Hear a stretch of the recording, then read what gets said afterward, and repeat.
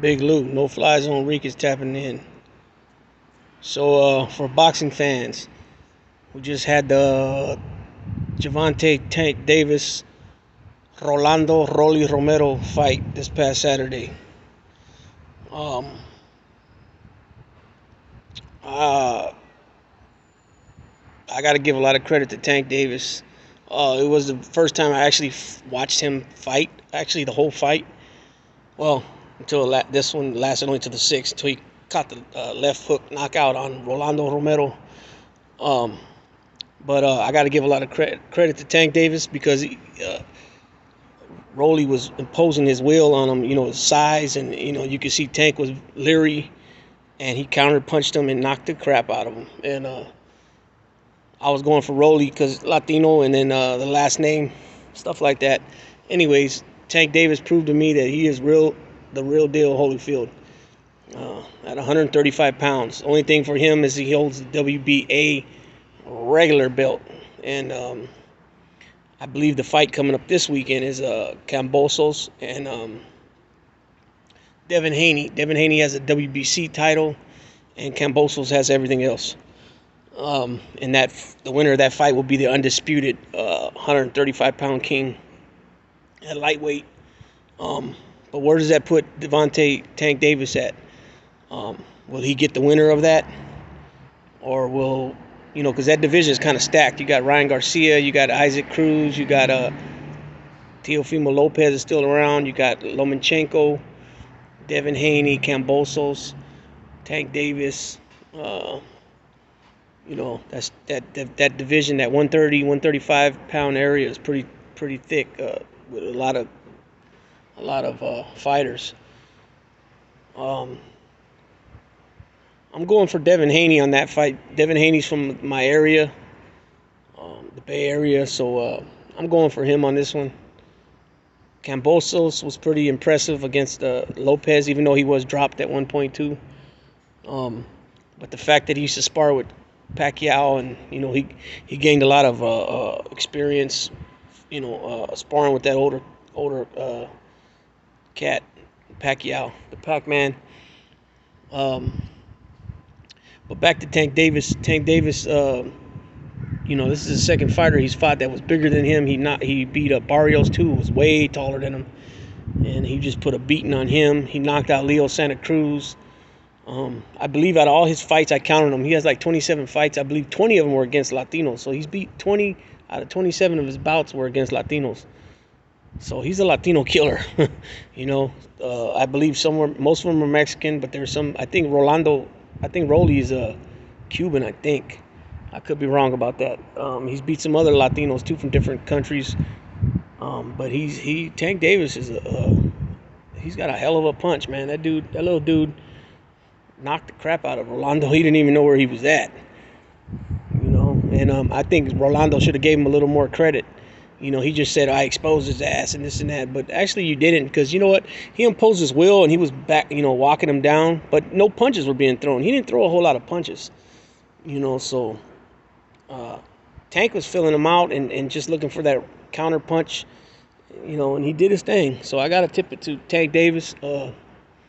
So I'm looking forward to this next fight with Kambosos Jr. and Devin Haney. See what happens there. See who comes out as the king of the 135, undisputed, with all the hardware. And see if Tank Davis gets action at one of them, whoever the winner is of that.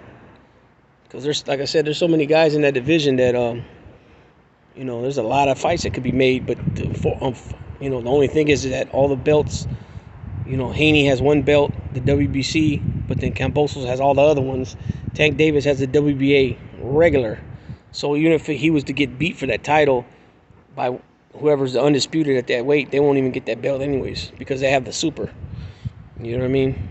And that's another question. What do you guys feel about the WBC having the WBC franchise belt and then the regular WBC belt, and then there's a WBC silver belt, and then the WBA super and the WBA regular?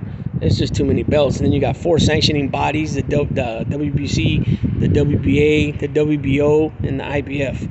That's a lot of belts. I think it should be maybe two-belt division, if anything. Another thing too, Canelo's getting a lot of bad publicity lately because he lost. But the man stepped up to a division higher. He's the 168-pound undisputed king, and he went up to light heavyweight to fight. He's doing things, like you said, he's doing things that are taking him out of his comfort zone, and a lot of these fighters ain't gonna do that. He'll go up, come back down, defend his belts, and people are saying he's cherry picking. How's he cherry picking when he's going after the hardware? He's going after the guys that got the titles. Caleb Plant with the IBF, Billy Joe Saunders with the WBO. Now he's gonna go fight Triple G again, and Triple G's a middleweight, 160. Canelo's 168. So are they gonna fight at 168, or are they gonna fight at a catch weight?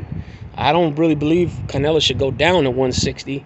I think it's too much stress on his body. If anything, they should fight at 168.